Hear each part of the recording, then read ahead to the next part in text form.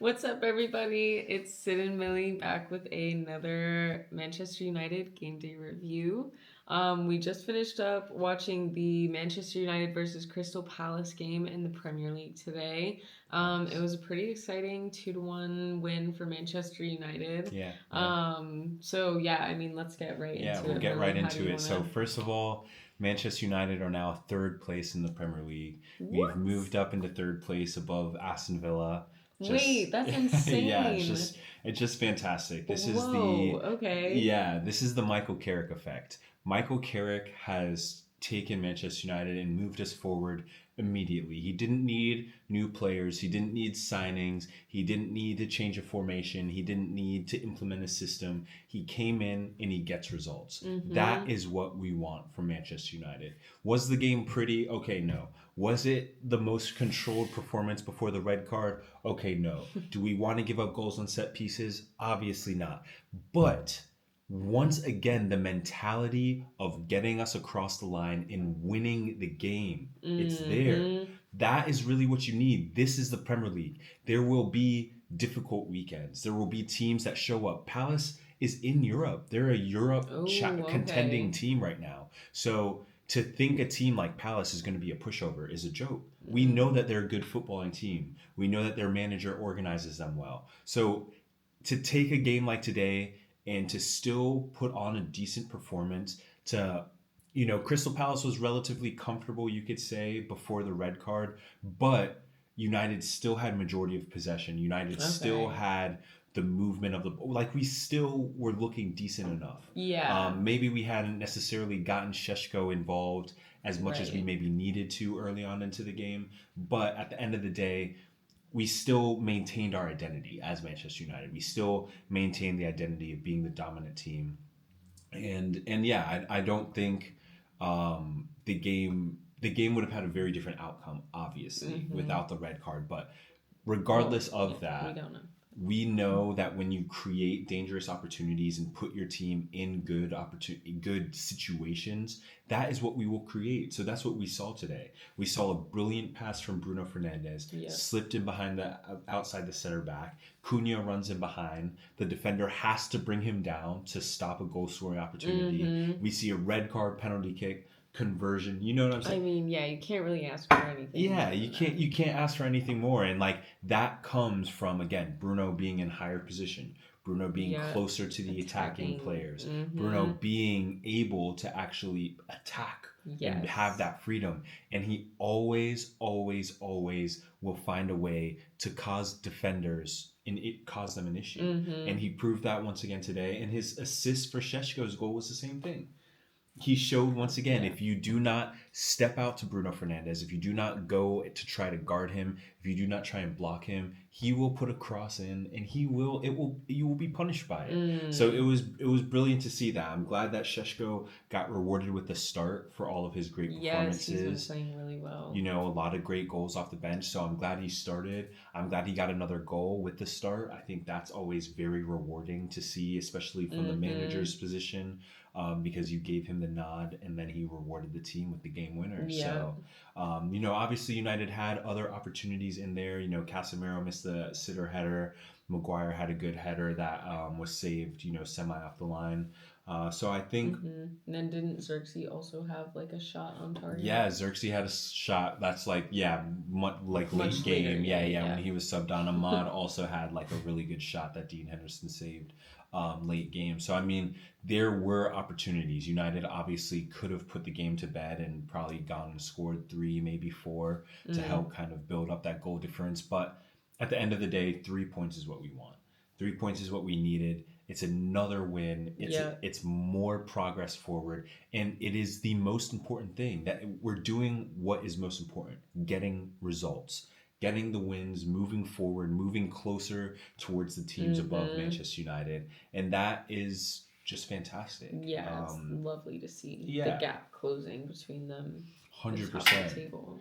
100%. And I think it just comes, Carrick definitely has a certain level of composure, and that composure kind of is seeping into the players. I kind of Mm-hmm. sometimes I get a little frustrated because I'm like, oh, that was an animated moment, but I still can understand the composure that he maintains. He has a lot Yeah. of belief and trust in his team, and the team has a lot of belief that they will still get the job done, even Mm-hmm. when the circumstances are a little bit more tricky. Yeah, absolutely. And I think they did that.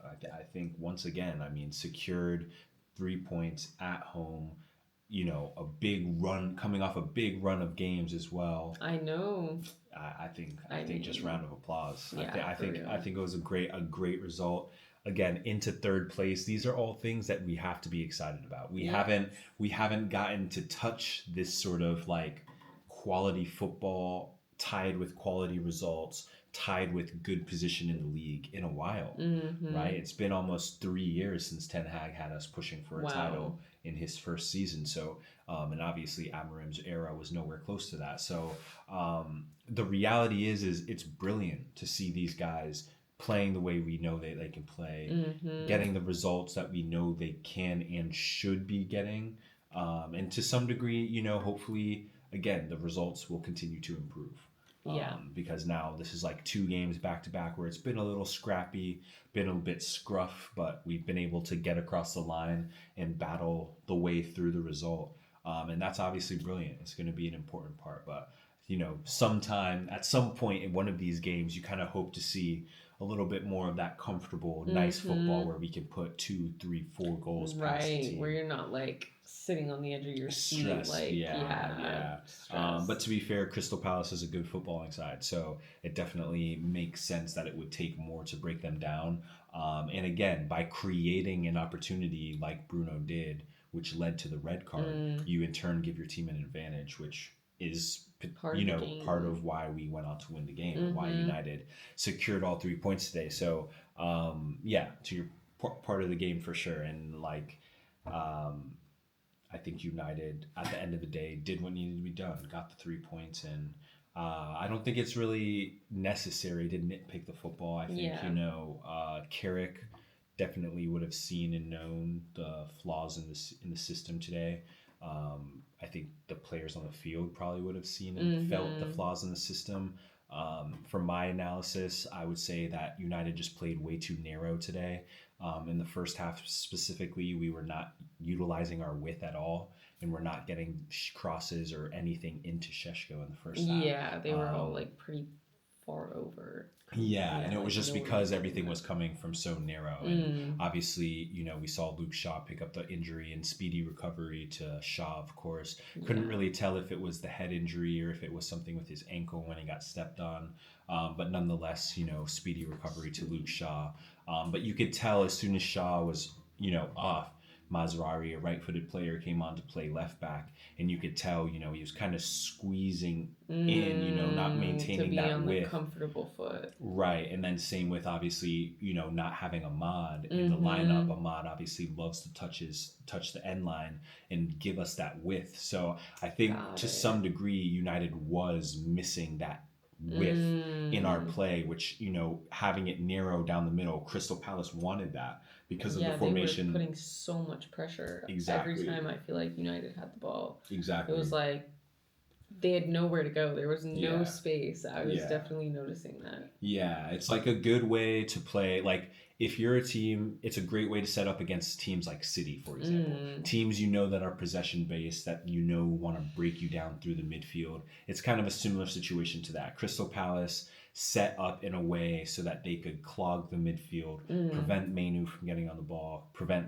Bruno from getting time and space, prevent Casemiro from pulling the strings. That Yeah, was kind of what their whole plot was. So they clogged up the midfield, they but did I that. think United in the first half kind of played into that by not stretching them and forcing them Mm-hmm. wide. So what we needed in those moments to stretch the field is, you saw Bruno do it a couple times where Bruno Okay. would pop up on the end line, and he's Kind of throw them obviously, off. exactly, because he's left the middle, he's vacated the Mm-hmm. middle, and then Cunha or someone would slide into the middle.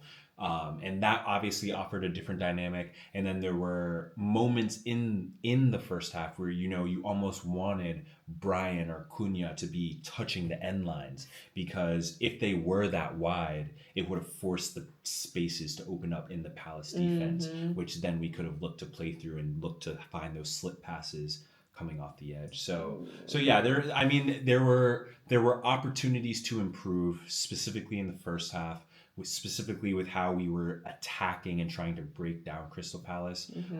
But again, overall, I think United dealt with the challenge well enough.